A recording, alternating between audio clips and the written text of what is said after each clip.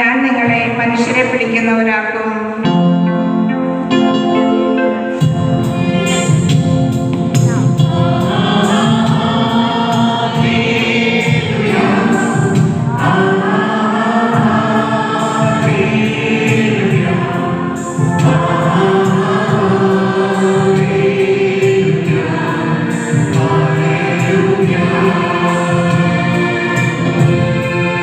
കർത്താവ് നിങ്ങളോട് കൂടെ. വിശുദ്ധ ലൂക്കാ എഴുതിയ സുവിശേഷത്തിൽ നിന്ന്. അക്കാലത്ത് ദൈവവചനം ശ്രമിക്കുവാൻ ജനങ്ങൾ യേശുവിന് ചുറ്റും തിങ്ങിക്കൂടി. അവൻ ഗനേസരത്ത് തടാകത്തിന് തീരെ നിൽക്കുകയായിരുന്നു. 2 വള്ളങ്ങൾ കരയോടടുത്ത് കിടക്കുന്നത് അവൻ കണ്ടു. മീൻപിടുത്തക്കാർ അവയിൽ നിന്നിറങ്ങി വല കഴുകുകയായിരുന്നു. ശിമിയോന്റേതായിരുന്നു വള്ളങ്ങളിൽ നിന്ന്. യേശു അതിൽ കയറി കരയിൽ നിന്ന് അല്പം അകലേക്ക് വള്ളം നീക്കുവാനോട് യേശു ആവശ്യപ്പെട്ടു.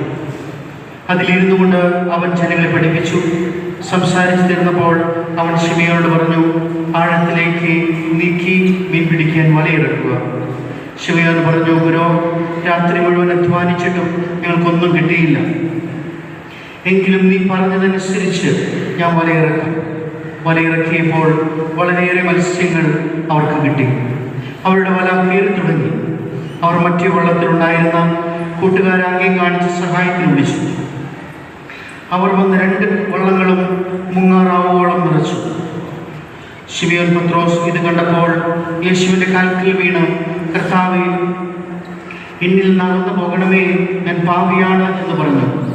എന്നാൽ തങ്ങൾക്ക് കിട്ടിയ മീനിൻ്റെ പെരുപ്പത്തെപ്പറ്റി ശിമിയോനും കൂടി ഉണ്ടായിരുന്നവർ അഭിനന്ദിക്കപ്പെട്ടു. അതുപോലെ തന്നെ അവൻ്റെ പങ്കുകാരായ സഹോദരന്മാർ യാക്കോബ്, യോഹന്നാൻ വിസ്മയിച്ചു.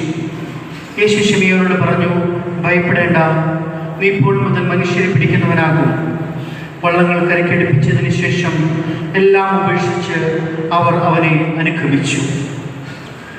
ദൈവവചനമാണ് നാം കേട്ടത്.